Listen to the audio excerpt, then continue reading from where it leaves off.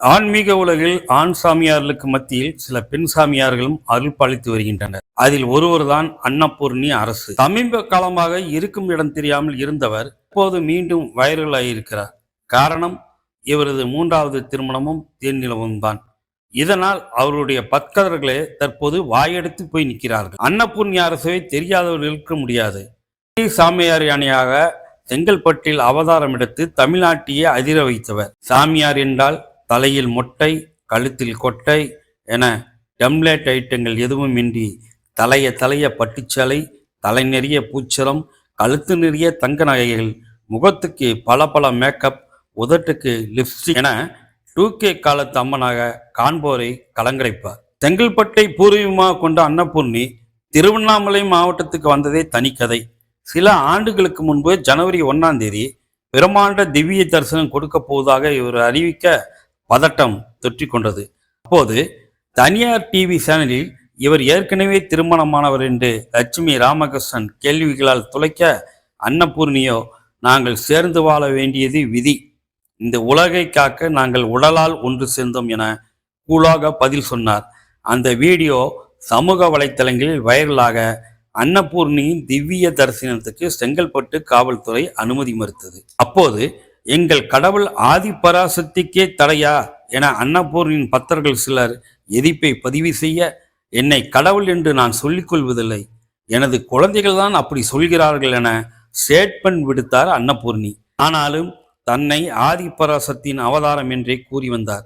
செங்கல்பட்டில் குடில் அமைக்க இடம் கிடைக்காத நிலையில் திருவண்ணாமலை மாவட்டம் கீழ்பெண்ணாத்தூரில் 1 ஏக்கர் நிலம் வாங்கி குடில் அமைத்தார். இப்போது மீடியாக்களிடம் பேசிய அன்னபூர்ணி, இது என்னுடைய அரசு பீடம், இனி என்னை யாராலும் அழிக்க முடியாது, மக்கள் அனைவரும் என் பக்கம் திரும்பி விடுவார்களோ என தற்போது சில சாமியார்களுக்கே பயம் வந்திருக்கிறது. மீடியாக்களும் என்னை பற்றி வதந்தியை பரப்புகின்றன. ஆனால் அரசு எனக்குள் இருக்கும் வரை என்னை யாரும் எதுவும் செய்ய முடியாது. சரிங்க, இந்த பிளாஸ்பக் ஓவர். இப்ப நிகழ்வுக்கு வருவோம். இப்படி மூச்சுக்கு 300 முறை அரசு அரசு என்று சொல்லி வந்த அன்னபூர்ணி வரும் நவம்பர் 28ஆம் தேதி அரசுவை கரம் பிடித்த அதே நாளில் தன்னிடம் உதவியாளராக இருந்த ரோஹித் என்பவரை திருமணம் செய்ய இருப்பதாக அறிவித்திருக்கிறார். சமுதாயத்தின் பார்வையில் தனி ஒரு பெண்ணாக இருப்பதால் எனக்கு ஏற்படும் இடையூறுகள் ஏராளம்.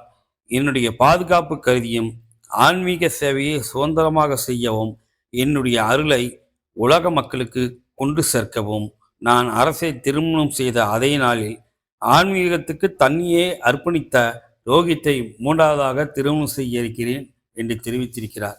இது குறித்து கீழ்பெண்ணாத்தூர் பகுதி மக்கள் சொல்கிறார்கள், ஆரம்பத்தில் எங்கள் பகுதியில் இருந்து அதிகமானோர் அவரிடம் ஆசி வாங்க சென்றார்கள். அந்த நேரத்தில் அன்னபூர்ணியின் வீடியோக்கள் வெளியாக அவருடைய உண்மை முகம் வெளிச்சத்துக்கு வந்தது. இந்த மேக்கப் சாமியாவா பார்க்க போறீங்க என பலரும் கிண்டல் செய்ய அங்கு செல்வதை அவர்கள் நிறுத்திவிட்டனர் என்றார்கள். இப்படி முன்பு ஆசி வாங்க சென்ற சிலர், அன்னபூர்ணியின் அழகு எங்களை நிஜமாகவே ஈர்த்தது, அதை மறுக்க முடியாது, ஆனால் அந்த பீடத்துக்கு சென்று வரும்போது யாராவது பார்த்து விடுவார்களோ என்ற பயமும் கூடவே இருந்தது. வெளியில் தெரிந்தால் அசிங்கம் கருதி ஒரு கட்டத்தில் பீடத்துக்கு செல்வதை நிறுத்திவிட்டோம். தற்போது அங்கு நடக்கும் அசிங்கங்களை பார்த்தால் நாங்கள் எடுத்த முடிவு நல்ல முடிவாக தோன்றுகிறது. 45 வயது அன்னபூர்ணியை 30 வயது உதவியாளர் திருமணம் செய்ய இருப்பது எங்களுக்கு அதிர்ச்சியாக இருக்கிறது. ரோஹித்துக்கு திருமணம் என்றதும் அன்னபூர்ணியின் +2 படித்த ஒரு மகளைத்தான் அவர் திருமணம் செய்ய போகிறார் என்று நினைத்தோம். ஆனால் அன்னபூர்ணியே அவர் திருமணம் செய்வார் என்று சத்தியமாக எதிர்பார்க்கவில்லை. ஆண் சாமியார்கள் தன்னுடைய சிசிகளை திருமணம் செய்வது போல இங்க பெண் சாமியார் ஒருவர் சிசினை திருமணம் செய்ய இருக்கிறார். எனக்கு பாதுகாப்பு வேண்டும் என்பதற்காக திருமணம் செய்கிறேன் என காரணம் சொல்கிறார். பாதுகாப்பு தேவைப்படும் இவர் எப்படி மக்களை காப்பாற்றுவார் என புரியவில்லை என்கிறார்கள் மக்கள். இதற்கிடையில் நவம்பர் 28 அன்று திருமணத்துக்கு வருபவர்களை உபசரிக்கவும், திருமணம் முடிந்ததும் ஆன்மீக தேன்நிலவு செல்லவும் சில சீடர்கள் ஏற்பாடுகள் செய்து வருவதாக தகவல்கள் வருகின்றன. இன்னும் எத்தனை நவம்பர் 28களை சந்திக்க வேண்டியிருக்குமோ.